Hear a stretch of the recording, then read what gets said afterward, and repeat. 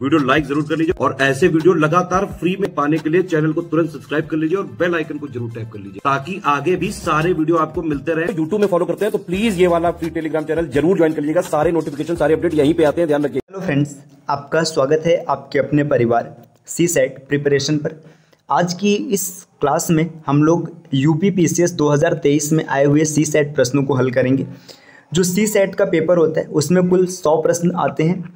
तो 100 प्रश्न में से इसमें जो पहला वीडियो का पार्ट है, ये पार्ट जो अभी वर्तमान में चल रहा है, इसमें 1 से 50 तक के प्रश्नों को हम लोग हल करेंगे और प्रश्न संख्या 51 से 100 तक ये एक अन्य वीडियो में हम लोग हल करेंगे। तो चलिए स्टार्ट करते हैं अपनी क्लास को। देखिए यहाँ पर पहला प्रश्न आपके सामने दिया है। प्रश्न क्या पूछा जा रहा है इसमें, निम्नलिखित में से सही विराम चिन्ह से युक्त वाक्य का चुनाव कीजिए।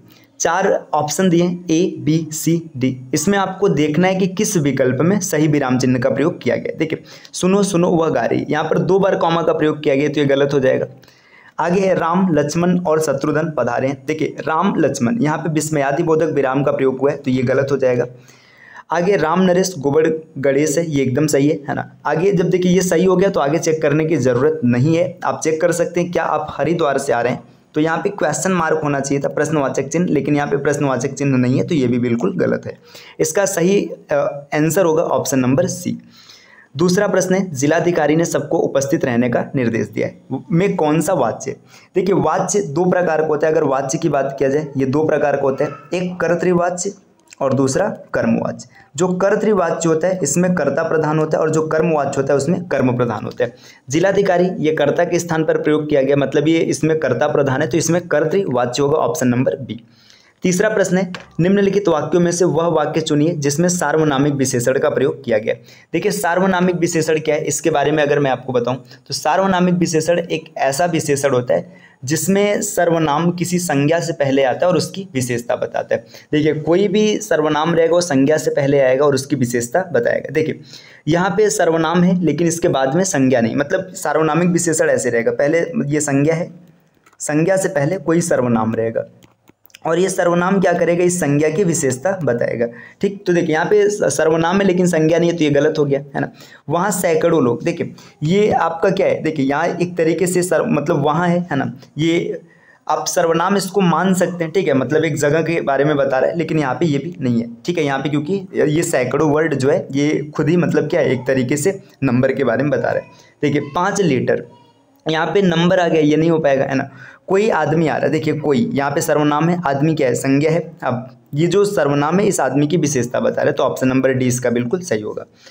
अगले प्रश्न पर आते हैं, अत्यधिक में कौन सी संधि है। देखिए अत्यधिक में कौन सी संधि, अगर इसकी बात की जाए तो अत्यधिक का अगर संधि विच्छेद करेंगे तो आपको मिलेगा अति प्लस अधिक।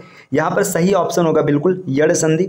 अब मैंने संधि आपको पूरा पढ़ा रखा है। संधि में देखिए जब कभी भी संधि विच्छेद किया जाता है बीच में आ, बड़ी ई या बड़ा ऊ ये मात्रा मिलता है तो वहाँ पे दीर्घ स्वर संधि होता है, ए या फिर ओ। अगर ऐसा मात्रा मिलता है तो वहाँ पे आपका गुण संधि होता है। अगर ए या फिर ओ ये मात्रा मिलता है तो वहाँ पे वृद्धि संधि होता है। और इसके बाद ये देखिए आधा अक्षर रहता है, ठीक है, यहाँ पे से त्य है तो यहाँ पे आपका हमेशा यड़ संधि रहता है। ऑप्शन आपका सी सही होगा।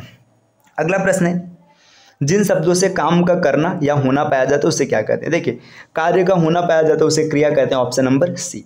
अगला प्रश्न है, अनेकार्थी शब्द प्रभाव का इसमें से एक अर्थ नहीं है वह है।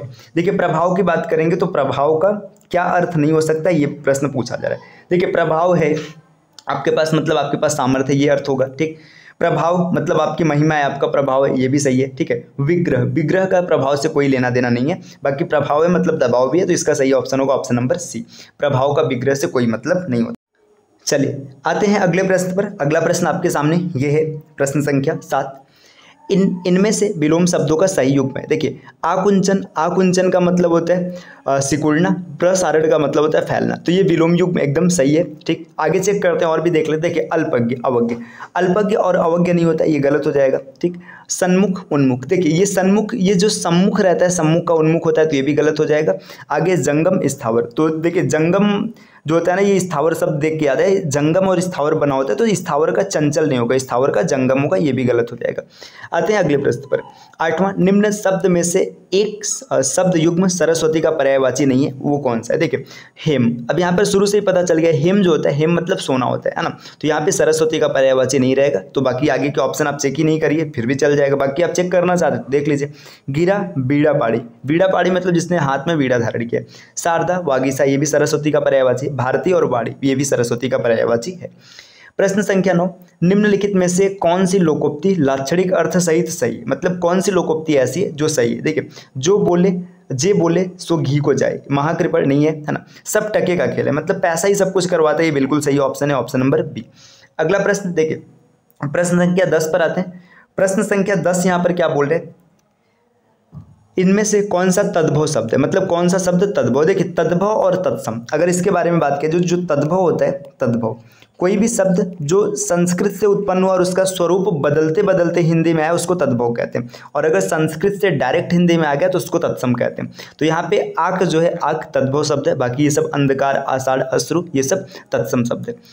अधोलिखित में शुद्ध वर्तनी वाला शब्द है, देखिए शुद्ध वर्तनी कौन सा है? देखिए बारात, बारात नहीं होता है, बारात होता है, ठीक है। कालिदास, कालिदास में छोटे की मात्रा रहेगी, ठीक। बाजार, बाजार इसका बिल्कुल सही, बाकी यहाँ पे बाजार में ना देखिए, ये जो यहाँ पे नुक्ता लगा है ना, ये नहीं रहेगा, ठीक, तो इसका बिल्कुल सही ऑप्शन है बाजार, है ना।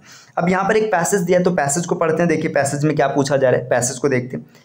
निर्देश मतलब 12 से 16 तक ये जो क्वेश्चन है ये पैसेज पर आधारित है। पैसेज क्या है, हम एक राष्ट्र, अच्छा यहाँ पे हर है, ठीक है, हर एक राष्ट्र अपनी संस्कृति के बल पर ही प्रगति करता है, मतलब जो भी राष्ट्र संस्कृति के बल पर प्रगति करेगा, सांस्कृतिक धरोहर के माध्यम से ही वह अपना जीवन सुखी, उपयोगी, शांत और आनंदमय बना सकता है।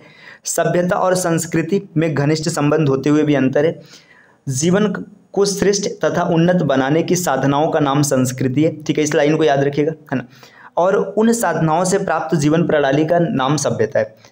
किसी भी राष्ट्र की भौगोलिक परिस्थितियों का भी उनकी संस्कृति पर प्रभाव पड़ता है। इस पूरे पैसेज में संस्कृति की बात की गई है। तो क्वेश्चन क्या, देखिए गद्यांश का सही शीर्षक क्या हो सकता है? देखिए राष्ट्र के विकास में संस्कृति का योगदान, ठीक है, ये बिल्कुल सही हो सकता है, ठीक है। आगे दिया जा रहा है राष्ट्र के विकास में सभ्यता, तो सभ्यता का कोई मतलब यहाँ पे विशेष बात नहीं किया गया। प्रकृति का योगदान, इसकी भी बात नहीं की गई, और राष्ट्र के विकास में परिस्थिति, इसकी भी बात नहीं की गई। तो इसका सही शीर्षक हो सकता है राष्ट्र के विकास में संस्कृति का योगदान।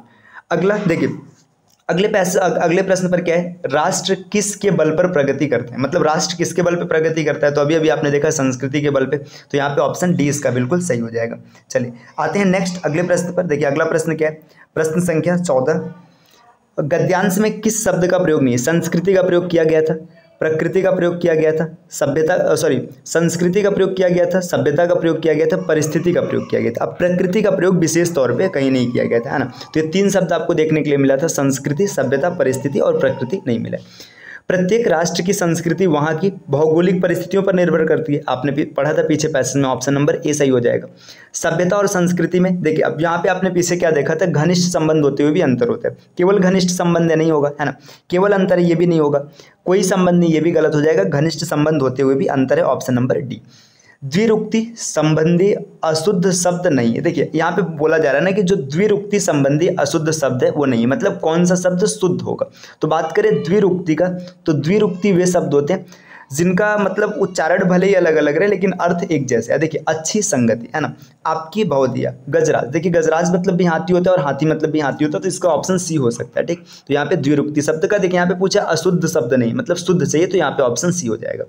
नेक्स्ट अगला प्रश्न है, लोधांती इनमें से किस बोली की उपभाषा के अंतर्गत आता है? तो लोधांती बुंदेली की उपभाषा है, ऑप्शन नंबर ए, 18 का ऑप्शन नंबर ए।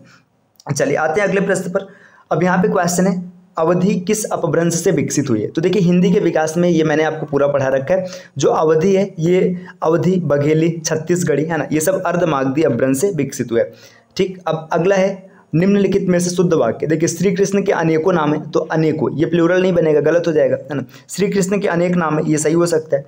देखिए छात्रों ने प्रधानमंत्री को अभिनंदन पत्र प्रदान किया, तो अपने से बड़ों को प्रदान नहीं किया जाता, ये गलत हो जाएगा। साहित्य और जीवन का घोर संबंध है, ठीक है, तो यहाँ पे ये भी सेंटेंस में अशुद्धि दिख रही, तो बिल्कुल सही ऑप्शन होगा, ऑप्शन नंबर बी। निम्नलिखित में से किस एक वाक्य में कि एक शब्द में व्यंजन वर्ण की अशुद्धि, मतलब इसमें कौन सा ऐसा वाक्य जहाँ पे व्यंजन में गलती। तो देखिए जमींदार के पास 2 सिपाही थे, यहाँ पे व्यंजन में कोई गलती नहीं दिख रहा है ना। उससे उसे धोखा देकर लूट लिया गया। देखिए जो धोखा वर्ड है ना, धोखा नहीं होता है, इसको लिखा जाता है धोखा, है ना। तो यहाँ पे व्यंजन की अगर आप त्रुटि देखेंगे तो यहाँ पे क की जगह ख होना चाहिए, तो यही ऑप्शन बिल्कुल सही होगा, ऑप्शन नंबर बी। अगला प्रश्न, निम्नलिखित में से कौन सा शब्द तत्सम नहीं है। इस प्रश्न का उत्तर आपको कमेंट करना है, क्योंकि तत्सम और तद्भव क्या होता है मैंने शुरू में आप एक्सप्लेन कर दिया। तो क्वेश्चन नंबर 22 का आंसर जो भी बनेगा आप कमेंट कीजिएगा। चलिए आते हैं अगले प्रश्न पर, प्रश्न संख्या 23। घोंगा बसंत मुहावरे का अर्थ है। देखिए घोंगा बसंत, आप अगर उत्तर प्रदेश से होंगे तो इस शब्द को एकदम अच्छे से जानते होंगे, प्रयोग किया जाता है। घोंगा बसंत का मतलब होता है मूर्ख होना, ऑप्शन नंबर बी। गंगा का पर्यायवाची नहीं है, देखिए भागीरथी है ना, यहाँ पे भागीरथी या भागीरथ बोला जा रहा है, ठीक है। त्रिपथका, देव नदी है ना, ये सब गंगा के पर्यायवाची। जो रवि तनया है ये सूर्य का पर्यायवाची, सॉरी यमुना का पर्यायवाची। रवि मतलब सूर्य, तनया मतलब पुत्री, सूर्य की पुत्री ये माना जाता है यमुना जी को, ठीक है। तो यहाँ पे ऑप्शन सी सही होगा। विसर्ग का उच्चारण स्थान क्या है, तो विसर्ग का उच्चारण स्थान कंठ होता है, ये मैंने डिस्कस कर रखा है डिटेल में। चलिए अब आते हैं, देखिए हिंदी के 25 क्वेश्चन यहाँ से आए हुए थे। अगर आप सही से हिंदी को क्लियर करते तो आप हिंदी में से ना 25 में से कम 20 क्वेश्चन आप आराम से टैकल कर लेते, आपको कोई भी दिक्कत नहीं बनती। चलिए next, instruction for the question number 26 to 30 है ना, 26 से 30 तक के लिए इंस्ट्रक्शन दिया है। Read the following passage carefully and answer the following question that follow. Passage को पढ़ना और उसका उत्तर देना है। We in India have our own special problem, हम भारत में हम सबके अपने स्पेशल प्रॉब्लम है। नो वन कैन डिनाई, कोई मना नहीं कर सकता। That some of them are of a serious nature and must be attacked with vigour and determination, मतलब सबके पास यहाँ पे बोला जा रहा है कि सबकी अपनी अपनी सीरियस समस्याएं और उनमें कुछ डिटर्मिनेशन की बात की जा रही है। देखिए our national objective have been defined clearly, मतलब जो हमारा नेशनल ऑब्जेक्टिव इसको क्लियरली डिफाइन किया गया है। वी एम्स, हम मतलब ऐसा उम्मीद रखते हैं या फिर ऐसी कोशिश करते हैं at providing every citizen with the basic necessities and complete freedom to lead a life of his or her on choice, कि मतलब जितने भी नागरिक हैं उनको उनकी स्वतंत्रता के आधार पर उनका जीवन प्रदान किया जाए। We aim to create a democratic society, हम ऐसी मतलब उम्मीद रखते हैं या फिर ऐसा कोशिश करते हैं कि एक डेमोक्रेटिक सोसाइटी को बनाया जाए। Strong and free of free in which every citizen, मतलब मजबूत और उसमें हर नागरिक स्वतंत्र रहे। आगे irrespective of his religious beliefs will occupy an equal and honoured place, मतलब उसे देखिए जो भी उसका रिलीजियस बिलीफ है ना, उसको इक्वल और ऑनर्ड प्लेस मिले, व्यक्ति को मिले, है ना। And we given full and equal opportunities for growth and service, और सबको मतलब क्या हो ग्रोथ के लिए इक्वल अपॉर्चुनिटी मिले। We aim at ending untouchability, मतलब ये एम करते हैं कि जो अनटचेबिलिटी छुआछूत है वो समाप्त हो जाए। एंड डूइंग अवे विथ, और दूर किया जाए। डूइंग अवे विथ एक फ्रेज होता है जिसका अर्थ होता है दूर करना, एबॉलिश करना, समाप्त करना। The present inequality of status and wealth, है ना, मतलब ये बोला जा रहा है कि जो डूइंग अवे विथ है ना, मतलब दूर कर दिया जाए जो प्रेजेंट स्टेटस है असमानता और इसके बाद धन दौलत का। We are opposed to the concentration of wealth in few hands, मतलब हम इस चीज़ का विरोध करते हैं कि कुछ विशेष हाथों में धन संपदा हो, मतलब पावर कुछ विशेष हाथों में। देखिए in this passage could most probably be a part of, मतलब ये पूरा का पूरा पैसेज किसका पार्ट हो सकता है। तो ये पैसेज पढ़ के आपको पता चल रहा है कि यहाँ पे भाषण जैसे कुछ भावना निकल के आ रहे हैं ना, स्पीच दिया जा रहा है। तो इंडियन कॉन्स्टिट्यूशन में इसका जिक्र नहीं है ना, बुक नहीं हो सकता है ना, पर्सनल लेटर भी नहीं हो सकता, तो यहाँ पे स्पीच हो जाएगा, है ना, स्पीच की सेंस आ रहा है। According to the author of our national objective is to, मतलब जो ऑथर है ऑथर के हिसाब से हमारा नेशनल ऑब्जेक्टिव क्या है। तो आपने पैसेज पढ़ा, पैसेज में हर जगह जिक्र किया जा रहा था कि भारत के प्रत्येक व्यक्ति को स्वतंत्रता मिले, उनके अधिकार मिले। तो देखिए क्रिएट अनइक्वल अपॉर्चुनिटी, अनइक्वल मतलब ऐसा नहीं होगा, है ना। Promote individual freedom and prosperity, मतलब एक व्यक्ति के मतलब फ्रीडम को और प्रॉस्पेरिटी को आगे बढ़ाया जाए, ये भी नहीं है ना। देखिए end economic prosperity in the country, है ना। अब यहाँ पे देखिए ऐसा नहीं कि कंट्री में पूरी तरीके से इकोनॉमिक प्रॉस्पेरिटी को खत्म कर दिया जाए। फेवर द कॉन्सेंट्रेशन, देखिए यहाँ पे जो है ना मतलब इंडिविजुअल, इसका सेंस ये आएगा ना कि मतलब स्वतः एक एक व्यक्ति को क्या हो, मतलब फ्रीडम मिले और प्रॉस्पेरिटी मिले। तो यहाँ पे ये हो जाएगा ऑप्शन नंबर बी, बिल्कुल सही। देखिए अनइक्वल अपॉर्चुनिटी तो बनेगा नहीं, है ना। प्रमोट इंडिविजुअल, मतलब एक व्यक्ति को फ्रीडम और प्रॉस्पेरिटी मिले, ये बिल्कुल सही हो जाएगा। इंड इकोनॉमिक प्रॉस्पेरिटी ये तो करेंगे नहीं, है ना। फेवर द कॉन्सेंट्रेशन ऑफ, तो ये भी गलत हो जाएगा, ऑप्शन नंबर बी इसका बिल्कुल सही होगा।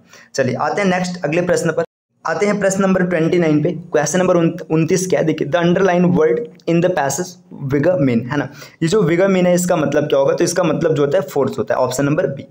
अब आगे what is the synonym of the phrasal verb doing away with. Doing away with passage पढ़ते समय मैंने इसको टिक किया था, है ना, इसका मतलब होता है एबॉलिश करना। ऑप्शन नंबर ए हो जाएगा। आगे है change the voice and select the correct passive voice from the given option. मतलब इसको इसका वॉइस बदलना है ना, और इसको क्या करना है, मतलब सही से देखना है कि इसमें कौन सा ऑप्शन बिल्कुल सही होगा। समवन गिव हर बुलडॉग, मतलब किसी ने उसे बुलडॉग दिया। देखिए यहाँ पे क्या हो जाएगा, देखिए ये गिव है, गिव मतलब पास्ट इंडेफिनिट की भावना आप यहाँ पे आ रही है, मतलब ये पास्ट इंडेफिनिट है। तो पास्ट इंडेफिनिट में जब पैसिव में कन्वर्ट किया जाता है तो वो क्या होता है, वाज मिलता है वहाँ पे हेल्पिंग वर्ब। तो पहला ऑप्शन देखो यहाँ पे हो सकता है, अभी आगे देखा जाएगा, है ना। यहाँ पे देखिए दूसरा भी हो सकता है। देखिए बाकी ये तीसरा और चौथा ये तो यहाँ से कैंसिल हो गया। क्यों कैंसिल हो गया, क्योंकि यहाँ पे आपको वाज नहीं दिख रहा है, ठीक। She was given a bulldog, ठीक है, ये भी अभी होल्ड करते हैं। आगे a bulldog was given to her, तो देखिए सी वाज गिवन, यहाँ पे अब इसका मतलब वो नहीं है, ठीक है। A bulldog was given to her, ये इसका बिल्कुल सही ऑप्शन होगा, आंसर ऑप्शन नंबर बी। अगले प्रश्न पर आते हैं। अगला प्रश्न है fill in the blank with the appropriate word given below. मतलब जो नीचे डेटा दिया इससे आपको क्या करना है, ऑप्शन को भरना है। तो देखिए यहाँ पे इसमें ब्लैंक को भरना है। देखिए द एयर इंडिया, है ना, कंसेंशियल टिकट्स दीज डेज। देखिए जहाँ पे एयर इंडिया की बात हो रही है और दीज डेज मतलब काम अभी भी चल रहा है। जब काम चल रहा है तो इशूड नहीं होगा, है ना। इसके बाद इशूसेस भी नहीं होगा, है ना, ये भी नहीं होगा। तो इज इशूइंग मतलब एयर इंडिया इस समय इशू कर रहा है कंसेशनल टिकट दीज डेज, मतलब इन दिनों। ऑप्शन नंबर ए इसका बिल्कुल सही होगा।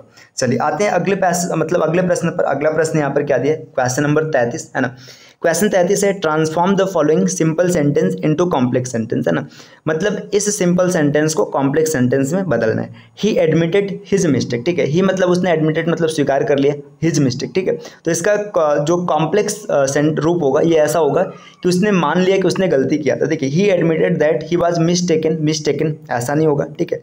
आगे देखिए he admitted to making a mistake, ये भी नहीं होगा। आगे he admitted that he was making a mistake, ये भी गलत हो जाएगा। तो यहाँ पे ऑप्शन नंबर डी बिल्कुल सही हो जाएगा। ही admitted that he had made a mistake, मतलब उसने स्वीकार कर लिया कि उसने एक गलती किया था। आगे select the correct indirect speech. अब आपको इनडायरेक्ट चूज करना है। I said to him let's go out for a walk, ये इसका इनडायरेक्ट क्या होगा आपको कमेंट करना है। चलिए आते हैं अगले स्लाइड पर। अगला स्लाइड यहाँ पे मतलब ये जो अगला क्वेश्चन है, देखिए क्वेश्चन क्या दिया है, रुकिए ये क्या हो रहा है। चलिए अगला प्रश्न आपका यहाँ पर दिया which of the following is correctly punctuated. मतलब कौन सा ऐसा सेंटेंस है जिसमें सही से पंक्चुएशन का यूज़ किया गया, मतलब जो भी विराम चिन्ह है इसका बिल्कुल सही यूज है। देखिए what a beautiful painting did you paint it, ठीक है। अब यहाँ पे देखिए अगर आप इसको एक्सक्लामेशन के तौर पे लेंगे, देखिए पहले तो दो तरीके से सही हो सकता है, या तो यहाँ पे क्वेश्चन मार्क आना चाहिए या तो बीच में कहीं एक्सक्लामेटरी मार्क आना चाहिए, जिसमें से कुछ नहीं तो ये गलत हो जाएगा।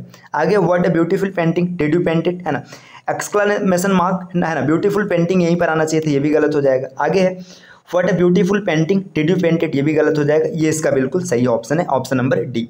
चलिए आगे है choose the correct word which is opposite to the meaning of the given word, recede, है ना। रिसीड का मतलब होता है एक तरीके से पीछे हटना, है ना, मतलब रिसीड का मतलब होता है पीछे हटना। तो एडवांस का मतलब क्या हो जाएगा, आगे बढ़ना, है ना, फॉरवर्ड होना, ठीक है।